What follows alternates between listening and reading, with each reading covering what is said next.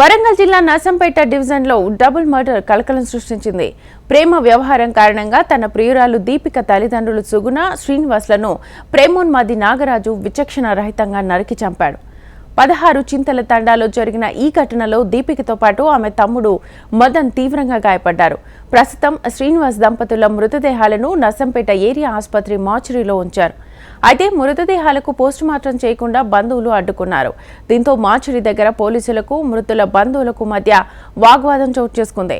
16 చింతల తండాలో పరిస్థితి నివురుగప్పిన నిప్పులా ఉంది. ఏ క్షణాన ఏం జరుగుతుందోనంటూ పోలీసులు బందోబస్తును ఏర్పాటు చేశారు. 16 చింతల తండా వద్ద తాజా పరిస్థితిని ఘటనా స్థలం నుంచి మా ప్రతినిధి రంగనాథ్ అందిస్తారు. చంద్రబాబుపేట మండలం 16 చింతల తండాలో డబుల్ మర్డర్ జరిగింది. ప్రధానంగా భార్యాభర్తలతో పాటు మొత్తం కుటుంబంపై నాగరాజు అనే యువకుడు అర్ధరాత్రి సమయంలో తల్వార్తో దాడి చేశారు. ప్రధానంగా ప్రేమ వ్యవహారమే దీనికి కారణంగా కూడా తెలుస్తుంది. ప్రస్తుతం మనం 16 చింతల తండా స్పాట్ మీద ఉన్నాం. చూడొచ్చు ఇక్కడంతా కూడా ఇదే స్పాట్లో ఈ డబుల్ మర్డర్ జరిగిందని చెప్పాలి. ఈ బెడ్స్ పైనే అర్ధరాత్రి సమయంలో వాళ్ళు నిద్రిస్తున్న సమయంలో నాగరాజు ఇక్కడికి వచ్చి వాళ్ళపై తల్వార్తో దారుణంగా దాడి చేశారు. ఆ స్పాట్ మీదే శ్రీనివాస్ భర్త శ్రీనివాస్ చనిపోయాడు. మరో భార్య సుగుణ తీవ్రంగా గాయపడింది. ఆమె కూడా స్పాట్లోనే చనిపోయినట్టుగా మనకు స్థానికులు చెప్తున్నారు. అయితే వీళ్ళని ఆసుపత్రికి తరలించేటప్పుడు వాళ్ళు మరణించినట్టుగా ధృవీకరించారు. తల్వార్తో దాడి చేయడం, ఆ దాడి నుంచి తప్పించుకోవడానికి వాళ్ళు పెనుగులాట చేసిన పరిస్థితులు, ఆ తర్వాత మెట్లపైకి ఇక్కడ చూడొచ్చు కదా, ఈ స్టెప్స్ పైకి కూడా వాళ్ళు పారిపోయే ప్రయత్నం చేసినట్టుగా కూడా మనకు రక్తపు మరకలు కనిపిస్తున్నాయి. ప్రధానంగా ఇది చాలా దారుణమైన ఘటనగా చెప్పుకోవాలి. కుటుంబానికి సంబంధించి దీపిక అనే అమ్మాయితో నాగరాజు ప్రేమ వ్యవహారమే దీనికి కారణంగా తెలుస్తుంది. గతంలో 3 నెలలు సహజీవనం చేశారు. ఆ తర్వాత వాళ్ళిద్దరికి కులాలకు సంబంధించినంత వరకు తేడా రావడంతో వాళ్ళు దీపిక తల్లి ఈ వివాహాన్ని వ్యతిరేకించింది. ఈ నేపథ్యంలోనే పోలీస్ స్టేషన్లో ఇద్దరి మధ్య గొడవలు రావడం, వాళ్ళు విడిపోవడం కూడా జరిగింది. ఈ నేపథ్యంలో ఖచ్చితంగా ఆ అమ్మాయి కుటుంబంపై పగ తీర్చుకోవాలన్న ఆలోచనతో నాగరాజు ఈ దారుణానికి పాల్పడినట్టుగా కూడా స్థానికులు చెప్తున్నారు. వీళ్ళతో మాట్లాడే ప్రయత్నం చేద్దాం. ఏమైందమ్మా? అంటే ఆ అమ్మాయి బాబుకి లవ్ చేసిందట అండి. లవ్ చేస్తే ఒక 3 months అక్కడ ఉంది. 3 months అక్కడ ఉన్న తర్వాత వాళ్ళ అమ్మ నాన్న ఏదో చెప్పి పిలిపించుకొచ్చారు. అమ్మాయికి కట్నం కానుకలు ఇచ్చి పెళ్లి చేసి పంపిస్తామని తీసుకొచ్చిన తర్వాత ఇక వాళ్ళ అమ్మ పంపించలేదు. 2 months అవుతుంది అమ్మాయికి తీసుకొచ్చి 2 months అవుతుంది. తర్వాత ఏమో అమ్మాయి ఇక పోలీస్ స్టేషన్లో పంచాయతీ చేశారట. కుల పంచాయతీ చేస్తే నేను రాను, వాళ్ళు పొద్దున కిలో బియ్యం సాయంత్రం కిలో బియ్యం తీసుకొచ్చి తింటున్నారమ్మా, నేను పోను అటు, నేను మా అమ్మ నాన్నతోటే పోతా సార్ అని చెప్పేసి పోలీసు వాళ్ళ సార్తో మాట్లాడారట. మాట్లాడిన తర్వాత సరే నువ్వు నాకెళ్ళి చూసి మాట్లాడు, నీ సంగతి చూసుకుంటా అని బాబు పోలీస్ స్టేషన్లోనే బెదిరించాడట.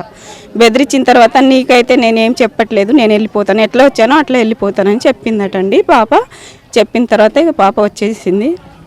అదే మనసులో పెట్టుకొని బాబు 2 months తర్వాత ఇక నైట్ అలా దారుణంగా చేసేసాడు. ఇప్పుడు ఏంటి వాళ్ళ పరిస్థితి ఏంటి? వాళ్ళ పిల్లలు ఒక పాప ఒక బాబు. పాపని పెద్దదండి, బాబు చిన్నోడు. బాబు ఇంటర్ 2nd year, పాప ఇక డిగ్రీ 2nd year అని చెప్తారు. అంటే నాకు కూడా పాప గురించి అంత తెలియదు. అంటే అతను ఎట్లా పరిచయం అంటే పాపకి ఆ 7th class నుంచి ఆటోలో స్కూల్కి తీసుకెళ్ళి అతను బాబు ఆటో డ్రైవరు. ఆ బాబు అట్లా స్కూల్కి తీసుకెళ్తుంటే అట్లా పరిచయం అయ్యి లవ్లో పడి ఆ అమ్మాయి అలా లవ్ చేసిందండి. ఒక 3 months కాపురం చేసిన తర్వాత తీసుకొచ్చారు. ఇక మొత్తం చెప్తున్నది ఏంటంటే, పబ్లిక్ చెప్తున్నది, నేను వింటున్నది ఏంటంటే, ఈ అమ్మాయే బాబుకి ఏమైనా ఫోన్లో ఇట్లా మాట్లాడి తీసుకొచ్చారేమో, వీళ్ళ అమ్మ నాన్న తమ్ముడికి ముగ్గురికి ఖతం చేసేస్తే మొత్తం మనం ఇద్దరమే ఎంజాయ్ చేయొచ్చు, ఎవరు అడ్డు ఉండరు అని చెప్పేసి అమ్మాయి చెప్పిందని చెప్పేసి చెప్తున్నారండి. ఎక్కడెవరో కరెక్టో ఎక్కడెవరకు రాంగో తెలియదు. మాది పాపేట సార్. మీకు మా కోడలు అవుతుంది, మా బిడ్డ అవుతుంది. ఈ ఊరు కాదు మాది. మేమంటే మాకు తెలుసు కానీ ఎవరు లేదు నాకు. నేను చూసి వస్తా అని వచ్చిన సార్. చచ్చిపోయింది, వేసుకోపోయారు వాళ్ళు అంతా, వేసుకోపోయారు. లేదు చాగొట్టినట మాది ఆయన, వాళ్ళ గుండెగా ఆయన చాగొట్టి పోయిందట. రాత్రి సగం ఒక్కటైనాక కొట్టిరట సారు. కొట్టి ఇద్దరికి చాగొట్టి పోయిండు. రగతమే ఉన్నాయి సారు. ఏమన్నది నాకైతే రాదు మాటలు. ముసలమా ఏం చేద్దాలి సారు. ఏం లేదు, ఎట్లా కావాలి, ఎట్లా ఇల్లు ఖాళీగా అయిపోయి సారు. ఎత్తుకొని ఆ పిల్లకు తీసుకోపోతే మంచిగా ఉంటుంది కదా. సాగొట్టకుండా ఇద్దరికి ఇడిచిపెట్టి పిల్లకు తీసుకుపోతే మంచిగా ఉండు. ఆ ఇద్దరికి పిల్లకు తీసుకుపోలే, పిల్లగాని కొడితే బాగా దబాదరికి దాకానకు పోయిందట.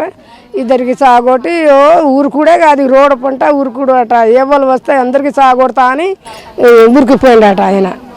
రాత్రి ఊరికిపోయిందట. మనకు మర్డర్ జరిగిందని ఇన్ఫర్మేషన్ మీద బందోబస్తు గురించి వచ్చినాము. ఇద్దరు చనిపోయి ఉన్నారు, ఫాదర్ మదర్. ఆ అమ్మాయి కొంచెం సీరియస్, వాళ్ళ అబ్బాయి కూడా సీరియస్ ఉన్నట్టు తెలిసింది. ప్రస్తుతానికి అయితే ట్రీట్మెంట్ తీసుకుంటారు. ఆ క్యూను పట్టుకోవడానికి లోకల్ ఆఫీసర్స్ రెడీ ఉన్నారు, వాళ్ళు వెళ్ళారు. అంటే యాక్చువల్గా ఇక్కడ బందోబస్తు అంటే ఇక్కడ సిచ్యువేషన్ ఏంటి, కంట్రోల్లో ఉందా? అంటే వీళ్ళు అంతా బాగా కోపంగా కనిపిస్తున్నారు. ప్రజెంట్ అయితే లోకల్ అంతా కంట్రోల్లో ఉంది, ఏమి ఇబ్బంది లేదు. వాళ్ళకి న్యాయం కావాలని అంటున్నారు అంతే. 100% ఆఫీసర్స్ అందరూ వచ్చి విజిట్ చేశారు. డీసీపీ సార్, ఏసీపీ సార్ అందరూ వచ్చారు. ఖచ్చితంగా వాళ్ళకి న్యాయం చేస్తారు. సో అంటే నిందితుడు ఏమైనా అదుపులోకి తీసుకున్నట్టుగా తెలుస్తుంది? అది లోకల్ ఆఫీసర్స్ ఐడియా ఉంటుంది, మనం బయట నుంచి వచ్చిన వాడు మనకంత తెలియదు. సో ఇది మొత్తంగా మనం చూడొచ్చు. ప్రధానంగా ఇక్కడ బందోబస్తు కూడా పెద్ద ఎత్తున ఏర్పాటు చేసిన పరిస్థితి కనిపిస్తుంది. ప్రధానంగా ఈ డబుల్ మర్డర్ తర్వాత మొత్తం వరంగల్ జిల్లాలో కొంత కలకలం రేగిందని చెప్పాలి. ప్రధానంగా దానికి సంబంధించి నిందితుడు ఉపయోగించిన ఆయుధాన్ని స్వాధీనం చేసుకోవడంతో పాటు అతన్ని కూడా అదుపులోకి తీసుకున్నట్టుగా మనకు సమాచారం అవుతుంది. అయితే పోలీసులు మాత్రం దీన్ని ధృవీకరించట్లేదు. మొత్తం మీద ఈ డబుల్ మర్డర్తో అటు ఒక నర్సంపేట డివిజన్లోనే కాకుండా టోటల్గా వరంగల్లో కలకలం రేగింది. ప్రధానంగా ప్రేమ వ్యవహారమే దీనికి కారణంగా కూడా తెలుస్తుంది. నిందితుడిని అదుపులోకి తీసుకున్న పోలీసులు ప్రస్తుతం విచారిస్తున్నట్టు కూడా మనకు సమాచారం అవుతుంది. మొత్తం మీద ప్రేమ వ్యవహారం కారణంగా 2 నిండు ప్రాణాలు బలైపోయాయి. అంతేకాకుండా అటు ఆ అమ్మాయి, ఆ తర్వాత ఆమె తమ్ముడు కూడా పూర్తిగా తీవ్ర గాయాలైన పరిస్థితి అయితే స్పష్టంగా కనిపిస్తుంది. శ్రామరాజు తెలంగాణ టీవీ 16 చంద్రబాబు నుంచి.